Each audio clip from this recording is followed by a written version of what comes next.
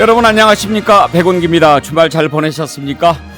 지난 대선 때 그야말로 치열하게 싸웠던 두 사람이 반년도 되지 않아서 대통령과 야당 대표로 다시 맞붙게 됐습니다. 압도적인 지지로 민주당의 대표가 된 이재명 의원이 앞으로 펴나갈 정치와 윤 대통령 그리고 여당과의 관계가 주목됩니다. 오늘 백운계 시사 1번지 1부에서는 이재명 대표 체제 이후 전국 전망을 해보고 2부에서는 대혼돈에 빠진 국민의힘 들여다보도록 하겠습니다. 여러분과 함께 만들어가는 백운기의 시사 1번지 잠시 후에 출발합니다. 월요일 아침 함께할 네 분 패널 소개합니다. 신성범 전 의원, 박원석 전 의원, 최수영 메시지 컨설턴트, 정기남 조선대 개공교수 나오셨습니다. 어서 오십시오. 안녕하십니까. 네, 여러분과 함께 만들어가고 있습니다. 유튜브 실시간 댓글 그리고 문자 메시지 샵 2315로 의견 보내주십시오. 소개해드리고 저희가 준비한 소정의 선물 BHC 치킨 쿠폰, 자연주의 화장품 글래머 선크림 보내드리고 있습니다. 그리고 강릉 올림픽 파크 센터에서 진행되는 아이스쇼 티켓은 이번 주일이 마지막입니다. 9월 4일이요. 그러니까요. 매주 금, 토, 일 이렇게 사흘간 진행이 되니까 마지막 이번 주말에 보시고 싶은 분은 신청을 해주시면 저희가 드리도록 하겠습니다. 네, 오늘 먼저 이재명 대표 체제 한번 살펴보도록 하겠습니다. 정기남 교수. 네. 뭐 예상했습니다만 득표율이 77.77% 7777이더라고요. 그게 이재명 대표에게 행운의 숫자가 될지 네. 뭐 좀 지켜봐야 되겠습니다. 어쨌든 압도적인 득표율로 역대 최고 득표율로 평가되고 있습니다. 과거 97년 새정치국민회의 김대중 총재 시절에 그 득표율을 능가한 네. 숫자가 나왔지 않습니까? 이런 어떤 그 당원들의 그 전폭적인 지지는 뭔가 그동안 이재명 대표가 보여줘 왔던 그 특유의 돌파형 리더십에 대한 어떤 기대감, 그리고 또 하나는 그 소위 이른바 윤석열 정권 하에서의 민주당이 강력한 야당으로서의 역할을 좀 다 해주길 바라는 그런 당원들의 지지가 모아져서 결국은 그 이재명 당대표가 어제 당당하게 출발한 것으로 봐야 될 것 같습니다. 예. 투표율을 놓고 일부에서는 투표율이 너무 낮은 거 아니냐 그런 얘기를 하던데 이번 최종 투표율이 37.09%거든요. 37%인데 역대 투표율하고 비교해 봤을 때 낮은 겁니까?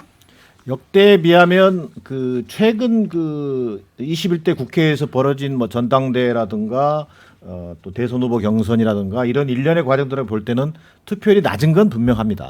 예. 실제로 40% 초반대에서 대부분 투표율이 이루어졌었고요. 물론 그 투표율만 가지고 그 이번 전당대회 결과 자체를 폄하하거나 그 의미를 축소할 필요는 없다고 보여집니다. 왜 그러냐면 이 권리당원 숫자가 소위 과거 26만 정도 범위였다면 이번에 약 40만 정도가 투표를 했거든요. 그렇게 보면 당원 수가 대선 전후로 해서 상당히 늘어나면서 예. 전체적인 모수 자체는 많이 늘어난 측면은 있다. 뭐 이제 그럼에도 불구하고 권리당원 투표율 37%, 그다음에 호남 당원들은요 약 35% 수준인데 세 사람 중에 두 사람이 투표를 안 했다는 거거든요. 그 결과는 이번 이재명 당대표의 어떤 역대급 득표율을 폄하하겠다는 취지가 아니라 이재명 당대표로서는 하나의 과제를 안게 됐다. 자, 이런 일련의 과정 자체가 앞으로 어떻게 이것을 당내 통합, 갈등들을 수습해 나가면서 말 그대로 어떤 당원들 전체 당원들의 어떤 그 지지를 받는 당 대표로 다시 좀 이렇게 도약할 수 있을 것인가에 대한 뭐 그런 어떤 과제를 안고 있다, 그런 측면에서 지적될 필요는 있어 보입니다. 이재명 대표 선출과 관련해서 한 가지만 더 짚어보고 그리고 향후 전국 전망을 좀 해보지요. 일단 이번에 보면은 특히 전국에서도 호남 지역이 투표율이 가장 낮지 않았습니까? 지난번 지방선거 때도 그랬고, 그리고 최고위원도 호남이 한 명도 없어요. 그렇습니다. 송갑석 의원, 윤영찬 후보가 사퇴하면서 지지 선언까지 했지만 결국 떨어졌고, 이제 뭐 배려 차원에서 지명직 최고위원은 호남이 나올 수도 있겠지만 이렇게 호남이 그동안 민주당의 어떤 터줏대감 그런 역할을 했는데 이번에 그렇게 된 것은 이유를 어디에서 찾아야 할까요? 글쎄요, 저 두 가지로 볼 수 있다고 보여집니다. 민주당이 과거 호남을 전통적 기반으로 하는 정당인 건 분명하지만 소위 전국 정당, 수권 정당의 어떤 틀을 갖춰가면서 호남에 차지하는 어떤 비중 이런 부분이 과거에 비하면 약화된 측면은 있습니다. 그리고 이미 수도권도 사실상 호남의 수도권화랄까 이런 것들이 진행이 되면서 사실은 호남 정당만을 강조하기에는 민주당 입장에서도 좀 이게 뭔가 부담스러운 그런 차원이 됐다라는 것이고요. 두 번째는 호남을 대표하는 정치인이 과연 지도적인 위치에 어떤 전국적 정치인으로 성장한 사람이 미약하다는 점도 있는 것 같습니다. 있었는데 지금 이제 대선 이후에 좀 그만둔 거라고 그렇죠. 봐야죠. 이낙연 이제 예를 들면 이낙연 지난 대선 후보 같은 경우야 예. 호남이 낳은 어떻게 보면 대중 정치인으로 가장 큰 그 두각을 받을 수 있었고 또 예를 들면 정세균 전 예. 국무총리라든지 이런 소위 이른바 전국적인 단위에서 당의 중진이랄까 또 지도적 위치에 있는 호남 정치인이 지금 현재 보이지 않는다는 것. 이게 지난 2016년 총선 과정에서 국민의당 돌풍이 불면서 호남 정치인들이 대부분 초선 재선 의원에 지금 불과한 상황입니다. 그러다 보니까 전국적인 지명도를 갖지 못하면서 오히려 호남 정치인이 민주당에서조차 중앙 정치로 뚫고 나오고 있지 못한 형국이다. 물론 과거에 어떤 문재인 정권하에서 지난 총선 때죠.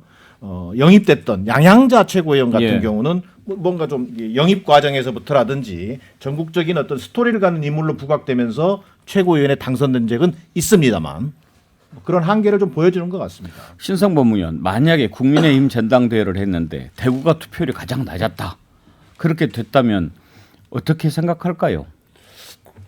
민주당보다도 더욱 더 지역색이 어떻게 보면 지역 정치 의존도가 높은 게 지역 정치 의존도가 높은 게 현재의 국힘의 모습이기 때문에 충격은 좀 더 커 보이겠죠. 근데 제 눈에 보이기에는 민주당이 지금 수도권 중심 정당이 된 거예요. 민주당의 주력 부대가 주류가 지도부가 수도권 출신이 됐다 하면 호남색을 그만하고 탈피했다는 거고 습습할지는 몰라도 뭐 움직일 수 있는 대세일 겁니다. 예. 그러니까 어떻게 할 수 있는 대세인 건 맞아요. 다만 만약 호남 분들 입장에서도 보자면 우리 지역 출신 광주나 전남 출신 정치인이 전국적 전망을 갖고 큰 정치를 하기보다는 그 가두리 양식 차처럼 지역에 갇힌다는 느낌을 받을 거예요. 우리 지역 국회의원이 뭐 중앙 무대 가서 별로 영향력도 없는 것 같고, 우리 또 시장 군수들이 보니까 안에서만 매일 좁은 데서만 아웅다툼하는 거 아니야, 이런 인식은 가짐직하다고 예. 봐요. 그래서 그거는 영남도 마찬가지. 예를 들어서 뭐 이런 거잖아요. 광주 전남에서는 전남대, 쉽게 하면 조선대 출신들 정치인이 많이 늘어나는 풍조라든지, 또 지방에서도 마찬가지라고. 일정 부분 좋은 측면도 있지만 그것이 말 전국적 전망과 시각을 갖는 우리 출신 정치인을 만들어내고 그런 사람들 커가는 풍토 조성은 좀 필요하다고 봐요. 네, 이제 호남에 대해서 또 어떤 인사나 이런 것을 하게 될지 좀 지켜봐야 되겠는데요. 우리 애청자분들께서 주신 의견을 좀 소개를 해드리면, 이코호님, 당원 정신이 호남보다 전국 정당의 길로 가라는 명령입니다. 이클립스님, 호남이 민주당 쳐다보고 영남이 국힘 쳐다보는 불균형 지지는 없어져야 됩니다. 그리고 투 뮤지션즈, 호남에서 좋은 후보를 내야 찍어주지요. 이런 의견 주셨고요. 김선영님은 민주당 내 호남 인물난 아니겠어요? 그런 의견 주셨네요. 중흥동 장구경님, 이분은 광주 사시는 분인 것 같아요. 광주에 중흥동이 있거든요. 호남은 결정적일 때 투표 다 하니까 걱정 붙들어 매시오잉. 네. 자, 이제 앞으로 이재명 대표 체제의 민주당과 국민의힘, 그리고 또 이재명 대표와 윤석열 대통령과의 관계, 정말 주목이 되는 부분입니다. 이재명 대표 당선 인사에서 두 가지 얘기를 했습니다. 협력하겠다. 그렇지만 안 될 때는 싸우겠다. 과연 이 말이 어느 쪽에 더 방점을 두고 있는지는 한번 좀 새겨봐야 될 것 같은데요. 그 부분 당선 인사 가운데 한번 먼저 들어보죠. 윤석열 대통령께 다시 한번 공식적으로 영수회담을 요청드립니다. 민생 앞에 여야와 정쟁이 있을 수 있겠습니까? 더 나은 삶을 위해서라도 현재 이 민생과 경제의 위기를 극복하기 위해서라도 한반도의 이 불안과 대결의 기운을 완화하고 평화를 유지하기 위해서라도 여야가 초당적으로 머리를 맞대고 의논을 해야 된다고 생각합니다. 말씀드렸던 것처럼 저는 윤석열 정부와 또 윤석열 대통령께서 성공하길 바랍니다. 그 성공이라는 것이 결국은 우리 국민들의 더 나은 삶을 보장하는 것이기 때문이죠. 협력할 것은 철저하게 먼저 나서서라도 협력하겠습니다. 그러나 민주주의와 민생을 위협하는 퇴행과 독주에 대해서는 강력하게 맞서 싸울 수밖에 없다는 점을 말씀드립니다. 그럴 일이 없기를 바랍니다. 네, 이재명 대표 당선 인사가 아니고 오늘 아침에 최고위원회를 주재하면서 첫 메시지를 밝힌 그 내용이었습니다. 당선 인사와 거의 뭐 같은 내용인데 박원석 의원, 네. 어느 쪽에 더 방점이 찍혀 있는 것 같습니까? 돕겠답니까? 싸우겠답니까? 뭐 원론적인 얘기지만은 어쨌든 협력할 건 철저히 협력하고 또 야당으로서의 본분이 견제 아니겠습니까? 이견이 있는 부분에 대해서는 철저하게 따지고 싸울 건 싸우겠다 이 말씀을 하신 거라고 보고요. 그 영수회담을 제안한 대목을 과연 이제 국민의힘이나 대통령께서 어떻게 수용을 할지 그 대목이 궁금한데 그 이전에 이제 우상호 비대위원장 체제에서도 영수회담 제안이 있었습니다만 그때는 영수회담이 아닌 여야 지도부 회담 이런 식으로 약간 응답을 대통령실에서 했었어요. 과거에 보면 이제 문재인 대통령 시절에는 영수회담이라는 그 장면이 좀 부담스러웠는지 영수회담은 아니고 뭐 여야 그 협의체 이런 식으로 우회했는데 그조차도 사실은 한 번인가밖에 열리지 않아서 아쉬운 점이 있었는데 지금 국회 이 여소야대 상황을 고려한다면 그리고 목전에 닥친 이제 정기국회에서 풀어야 될 여러 가지 과제들을 생각한다면 사실은 대통령실 입장에서는 달갑지 않아도 마냥 저걸 피하기가 어려울 것 같아요. 또 지난번에 했던 반응도 있고 다만 이제 영수회담을 한다고 했을 때 의제를 어떤 의제를 중심으로 생산적인 성과를 낼 건가 이런 대목을 우리가 좀 지켜봐야 될 것 같고 근데 한편으로는 이제 윤석열 그 대통령이 검찰총장 출신이잖아요. 예. 근데 이제 사법 리스크가 있는 상대방이 피의자라고 본다면 과연 그걸 이제 영수회담하는 그런 정치력을 발휘할지도 약간 의문이에요. 안 할 것 같은 생각도 많이 들어요. 최수영 컨설턴트는 어떻게 전망하세요? 영수회담 할 것 같습니까? 저는 뭐 이 지지율이 이런 식으로 간다 그러면 영수회담 해야죠. 그러니까 사실 윤석열 정부가 하고 싶은 뭐 교육, 연금, 노동 이 3대 개혁 입법 과제와 그다음에 나머지 부분들 민생 아니 민주당 협조 없이 국회에서 할 수 있는 게 하나 있나요? 그러니까 저는 어떤 식으로든 이 돌파를 하기 위해서 대통령께서 통합의 메시지를 내는 것도 좋다. 그리고 영수회담이라는 표현이 좀 부담스럽다면은 좀 다른 명칭은 좀 바꾸더라도 그것이 갖는 약간 권위적 성격이 있는 것도 분명하긴 하지만 이재명 당대표 단둘이 만나는 게 좀 부담스럽다면 뭐 다른 걸 하더라도 어쨌든 대통령이 통큰 정치력을 보여줄 때 오히려 이제 다시 대선 2라운드로 가는 지금 이 국면에서 그나마 좀 우위와 이니셔티브를 잡을 수 있다. 이재명 대표가 여러 가지 리스크가 있지만 어쨌든 민주당의 한 달 동안의 당심을 통해서 여론조사 통해서 그다음에 권리당원 투표 대의원 다 통화를 해서 어쨌든 정통성을 인정받아 순출된 후보 아니겠습니까? 그렇다면 그에 걸맞는 존중이 또 필요하고요. 현실적으로 지금 정기국회 무렵에 본인 대통령께서도 첫 일성으로 국회 가서 뭐라 그랬습니까? 의회주의 하겠다고 그랬잖아요.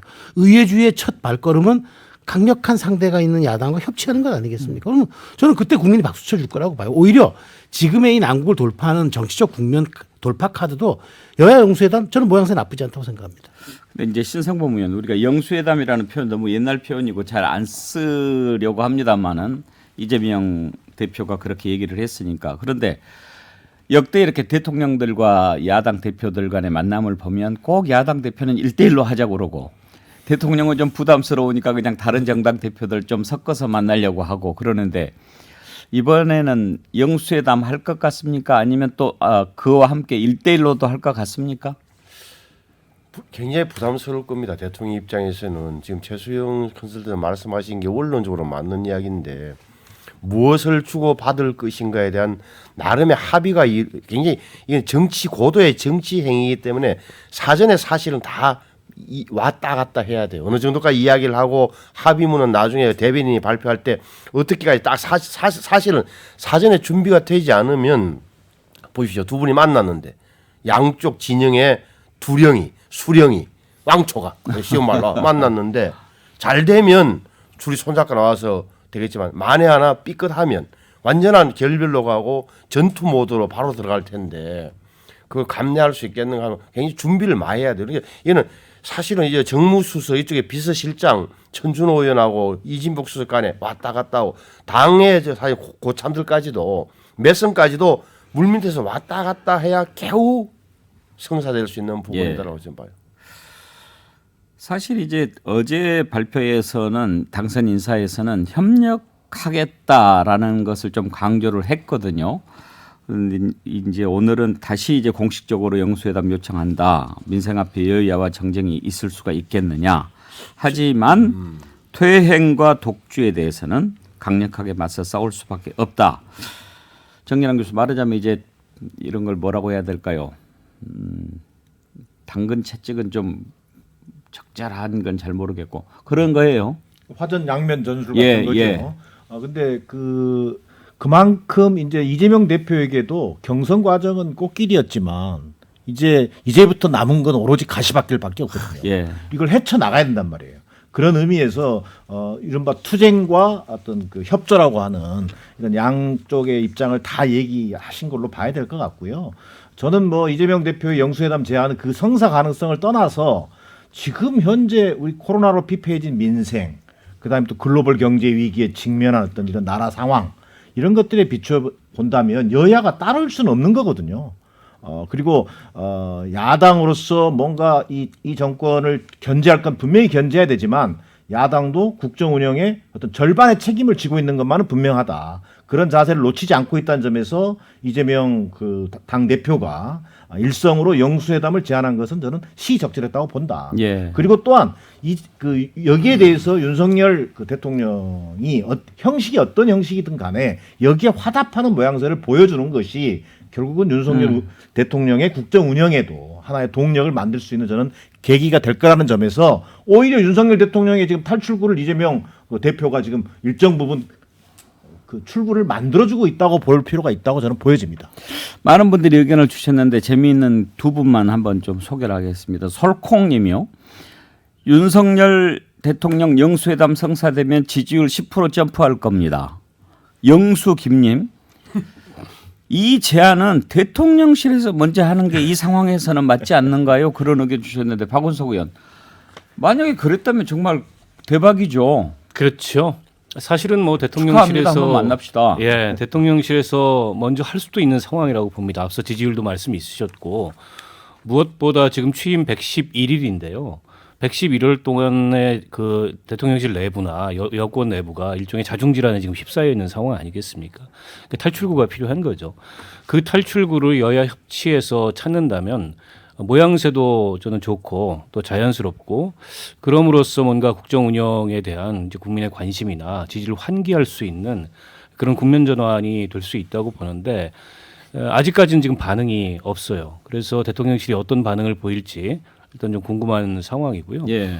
당장에 지금 그 올해 정기국회 입법 예산과 관련해서 이제 몇 가지 중요한 개혁 과제들과 연관된 그런 이 국정 과제들을 던져놨어요. 예를 들어서 지금 종합부동산세 포함해가지고 부동산 관련 세제 손보겠다, 법인세 인하하겠다. 그게 이제 지금 우리 어려운 그 경제 상황에서 뭔가 이게 탈출구라고 보고 제안을 했는데 이게 국회에서 법이 통과가 안 되면 불가능하거든요. 근데 지금까지 그와 관련해서 그 좀 내실 있는 그런 여야 간의 협의나 지금 국회 기재위에 조세 소위라고 있는데 그 소위도 구성이 안 됐습니다. 소위위원장을 누가 하냐 가지고 지금 줄다리기를 하고 있어서 이런 상황에서 이게 국회에만 맡겨가지고 조금 더군다나 지금 국민의힘의 지도체제도 굉장히 불안정한데 돌파구가 열릴까? 그보다는 대통령이 그거를 영수회담 테이블로 가져와서 예. 그 차원에서 민생이나 경제를 위해서는 큰 틀에서 협력하겠다고 이재명 대표가 표방을 했기 때문에 큰 틀의 합의를 보고 탑다운 방식으로 국회가 돌아갈 수 있도록 한다면 지금 강대강으로 꽉 막힌 이런 전국에 뭔가 출구가 열릴 것 같은데 그런 정치력을 과연 대통령실이 발휘할지 예. 지금 당내 문제를 다루는 걸 보면 그러지 않을 것 같아서 걱정입니다. 작두도령님은 이런 글 주셨어요. 이재명 대표는 술 잘하는지 모르겠네요. 우리 각하는 술이 없으면 안 만나실걸요. 신성범 의원 지난번에 금주 선언하라고 그랬는데 아직 선언했다는 얘기는 못 들었습니다만 지난번 연찬회 때 뭐 그게 오래 그뭐 뭐래죠? 오미자인가? 오미자 주스. 예.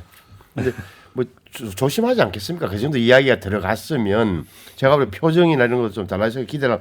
저는 이재명 대표 당선자의 일성은 굉장히 정교하게 꾸며져 있다. 예. 그러니까 윤석열 정부의 성공을 진심으로 바란다. 좋은 말이잖아. 왜? 국민들에게 좋기 때문에. 이런 거는 굉장히 좀 저는 50대 50으로 이재명 대표의 마음도 자 나를 이렇게 야당을 핍박하거나 나를 공격하면 그에 대해서는 대응해 주겠지만 적어도 도와주고 좀 확실하게 돕자라는 마인드를 갖고 있다고 봐요. 저는 느껴지는 대목이 있는데 이렇게 되면 향후 어떻게 되느냐. 만약에 윤석열 대통령과 여권이 저렇게 내분에 휩싸이는 사이에 이재명 대표의 민주당이 만약에 민생으로 쫙 치고 나가면 굉장한 이게 대비 효과도 있으면서 굉장히 주도권을 잡을 수 있다고 볼 거예요. 민주당의 전략가들이 있다면 저는 그 대목을 그런 방향으로 선택할 가능성이 있다고 보고 영수회담은 모든 이런 좋은 측면에도 불구하고 현실적으로 봐서는 정치적인 굉장히 덕실도 잃을 게 많고 아니면 얻을 것도 많은 하이 리스크 하이 리턴 게임이다. 예. 따라서 준비는 굉장히 돼야 된다. 예를 들어서 박원석 의원 말씀하신 저런 부분, 저 법 하나도 세법 하나도 적어도 둘이서 이야기하려 그러면 협의를 하려 그러면 굉장한 뭐랄까 밑작업이 많이 돼야 돼요, 사실은. 뭐 우리 패널들께서는 다 만나는 거에 좋겠다 이렇게 얘기하시고 국민들도 그러지 않겠어요. 그런데 최수영 컨설턴트 그냥 우리가 그동안에 이렇게 느낌으로 윤석열 대통령 스타일이나 이재명 대표 스타일로 봤을 때 서로 좀 간단하지가 않지 않습니까? 네, 그렇죠. 만나질까 싶기도 해요. 좀. 사실 우리가 지금 좀 약간 포지티브하게 이야기하면은 이재명 대표가 당 대표 되고 나서 협치 안 한다고 할 수 없잖아요. 그러니까 뭐 영수회담 제안하고 하긴 하고 그다음에 협조하고 내가 뭐 질타할 건 질타하겠다. 그건 좋습니다. 근데 윤 대통령 입장에서도 이 카드가 참 어렵긴 해요. 안 한다고 하면은 마치 뭐 협치 안 한다고 인정 안 하는 것처럼 보이는 예. 것 같고, 그러니까 약간 딜레마 같은데 저는 이 문제를 사실 두 분의 성향으로 놓고 본다면은 안 만날 가능성이 매우 많죠. 안 만나고 싶겠죠. 그렇죠. 그렇지만 지금의 처한 상황이 저는 두 분 다 녹록지 않다고 보는 게 왜 그러냐면은 저는 뭐 그 윤 대통령께서 처한 입장에 잘 아실 테니까. 근데 이재명 대표도 사실 이제는 극한 직업 그 대열에 합류한 예. 겁니다. 이게 야당 대표가 사실 극한 직업이에요. 근데 이 문제를 풀려면은 저는 거꾸로 가진 자, 그러니까 저는 정치란 게 이렇습니다. 성을 쌓는 게 정치가 아니고 성을 허무는 게 정치거든요. 그렇기 때문에 저는 이 문제는 그런 각도에서 두 분이 풀어야지, 두 분은 성을 쌓는 데 굉장히 익숙해져 있는 사람들인데 성을 허무는 게 정치입니다. 그렇게 저는 문재인 대통령께서 사실은 지난 12월 때 본인이 절대 안 하겠다고 하던 박근혜 전 대통령을 사면한 걸 저는 가장 큰 정치라고 생각합니다. 정치는 게 그렇게 우리의 어떤 상상의 영역을 뛰어넘는 데서 보여주는 것이 정치인데, 이 두 분이 기존의 어떤 자기의 퍼스널리티만 가지고 고집한다 그러면은 두 분 다 사실 어찌 보면은 옹졸하고 전 그다음에 정말 아주 왜소해 보일 수 있기 때문에 현실은 어렵지만 저는 이걸 어떻게든 참모들이 설득해서라도 돌파해야 된다고 봅니다.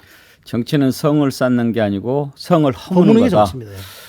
우리 최수영 컨설턴트한테 BHC 치킨 쿠폰 드리고 싶은데요. 받을 생각이 있습니다. 네. 몇 분 소개해드리고 1부 마치겠습니다. 변지다님, 차라리 시원하게 1대1로 한잔하고 화끈하게 정치했으면 좋겠습니다. 정정용님, 국어가 돼야 영수 가능하지 않겠습니까? 무슨 의미일까요? 좀 어려운데요. 예. 송필님, 여당 대표도 팽시키는데 야당 대표와 협치하겠습니까? 아이고, 예. 네. 많은 의견 보내주셔서 감사합니다. 이재명 대표 체제 이후 전국 전망 해봤습니다. 전하는 말씀 듣고 2부에서는 국민의힘 내부 상황 진단해 보겠습니다.